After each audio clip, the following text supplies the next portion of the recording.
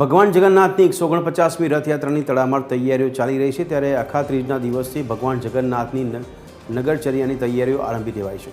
રથના સમારકામથી શરૂ કરીને રંગરોગાનનું કામ ખલાસી ભાઈઓ કરી રહ્યા છે। સુંદર મજાના આકર્ષિત રંગોથી ભગવાનના ઐતિહાસિક રથોને વધુ સુંદર બનાવવામાં આવી રહ્યા છે। આ કાર્યમાં 4 થી 5 ખલાસી ભાઈઓ જોડાયા છે જ્યારે 20 થી 21 દિવસમાં ત્રણેય રથોને રંગોથી સુશોભિત કરી દેશે। કામ ચાલુ કરે લગભગ 10 દિવસ થઈ ગયા છે અમારે અને જ્યારે રથયાત્રાનું નામ પડતા જ આપણા મનમાં એક અનેરો ઉત્સાહ જ હોય છે અને એમાંય જો રથનું કામ અમે કારીગરો કરતા હોઈએ અને એ ઉત્સાહ અલગ જ હોય છે અને દર વર્ષની જેમ પણ આ જ વર્ષે કામ ચાલુ કરી નાખેલું છે અમે અને જે માઇનોર ડેમેજિંગ છે અને કલરનું કોમ્બિનેશન છે એ સૌનું ધર્મના પ્રતીક સમાન જળવાઈ રહે તે પ્રમાણેનું જ કરવામાં આવે છે।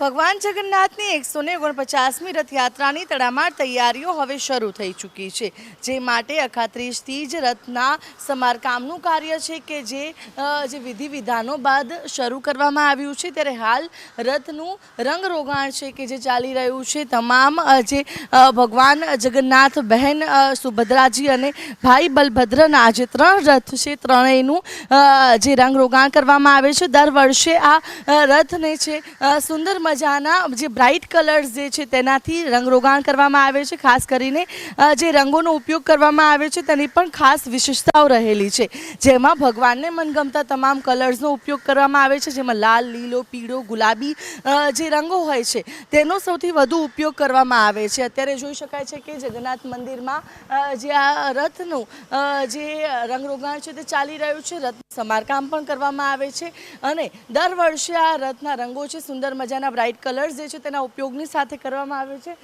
દરેક જે કલરની પાછળ પણ જે ભગવાનને મનગમતા જે કલર્સ હોય છે તેનો જ વધુ ઉપયોગ જે છે તે કરાય છે। ત્યારે હવે રથયાત્રાની ઘડીઓ ગણાવવાની શરૂ થઈ જવાની છે, કારણ કે જે આ રથના સમારકામનું કાર્ય છે તે હવે પૂરજોશમાં ચાલી રહ્યું છે અને હવે જે રથનું સમારકામ જે છે તે પણ જે જોરોશોરોથી ચાલી રહ્યું છે। એટલે કે જ્યારે હવે થોડાક જ દિવસો બાદ ભગવાન જગન્નાથ નગરચર્યાએ નીકળશે તે માટે તેમના રથ જે છે તેને તૈયાર કરવામાં આવી રહ્યા છે।